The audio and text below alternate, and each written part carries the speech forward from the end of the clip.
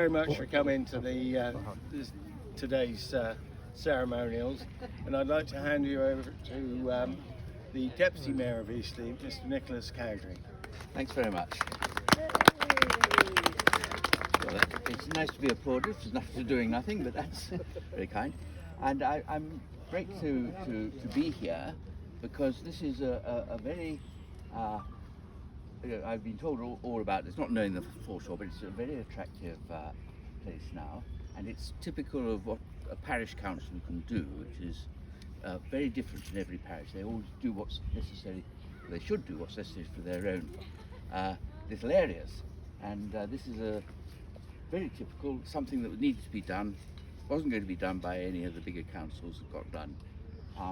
There was quite a lot of money involved, £40,000 I understand, and that was given, taken by the local area committee of the council and moved to support this project. So that's a good example of two councils working together, which is what we try and achieve. And so I'm very, very happy to be invited to cut a ribbon. They thought they'd start by getting me to plant a tree, but then they took one look at me and decided that they better just get and cut a ribbon. So, where do I cut? Any parts of it? Any part of I it? think probably all three may need to Right. cut. No, thank you very much. Hi, nice to meet you. Now, let's do all of them to pieces. Thank you very much.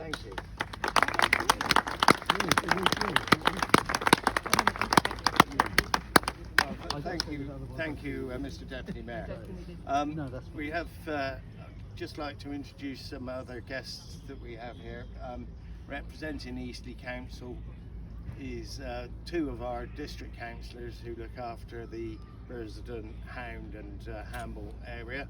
So we've got Malcolm Cross, who is also a parish councillor, so welcome Malcolm, and Liz Jarvis, who I don't really know too much about because she's actually only just got elected in last month's election. So welcome to what I hope will be many occasions like this for you to attend. Thank you. And you're very welcome. Also, we have absolutely no relation, I don't believe, Jack Jarvis. No relation. Jack is a rower, and I'm sure most of you will have seen the commentary of him rowing across the Atlantic from Lagos in southern Portugal to effectively Miami. I mean, it breaks all sorts of records. In that, first thing is, of course, it's never been done before, really, to that. So he's immediately into the Guinness Book of World Records, or whatever the rowing sort of equivalent of that is. So welcome, Jack, and we have a presentation immediately after this where we're going to unveil a bench that we've had inscribed in his honour. So very welcome, Jack, and his mother is also a councillor, so who's Debbie, who used to run the Victory up the road. So welcome, Debbie. And there are other councillors here. Ian Underdown's here somewhere. Ah, there he is. He's the chairman of our planning committee. Sheila Cohen. Hi, Sheila. Sheila is the immediate past vice chairman of the council, and at last month's elections she stood down and she was replaced by, I don't think he's here, Chris Jones, but we go, and we have all of the council staff here as well. It's very nice to see you. It was a big collaborative effort amongst to get these benches in, which is the main thing, and then eventually to get this in. And the contractor who put this in is Thomas Wren. Where did Thomas go? Oh, there he is. Tom. Wren Construction, local company based in Hedge. I think you live in Hedge End, don't you? Yeah. Below third or fourth generation of the company, and head of the family firm.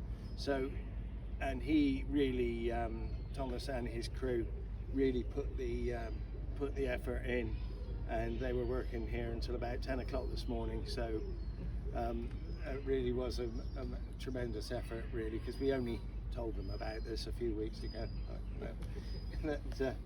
But also getting the benches in and the general refurbishment of the foreshore here was a good job, and it was big collaborative effort, and you work well with our staff as well, and so they've done a great deal together.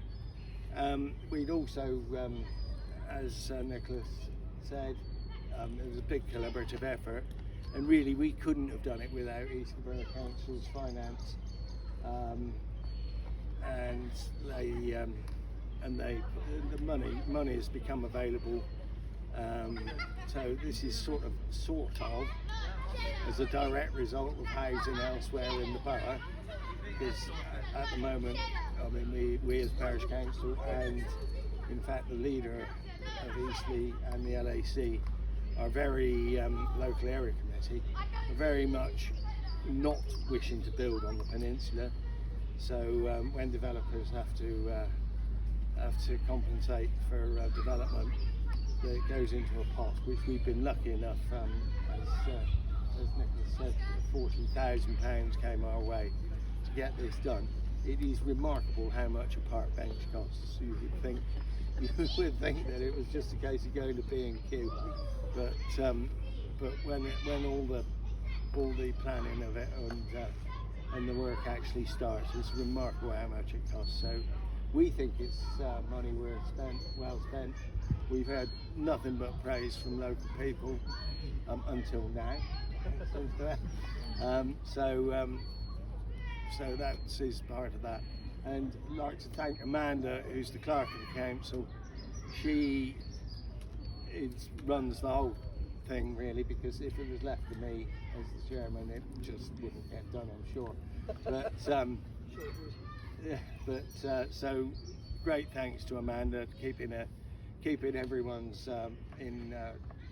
keeping everyone's spirits up and making sure it got done, because when we started this project, of course, it was still right in the tail end of the COVID period, and we were having staff who were taking time off for various reasons, and she has done over the last 2 years an absolutely wonderful job to keep the whole show rolling really.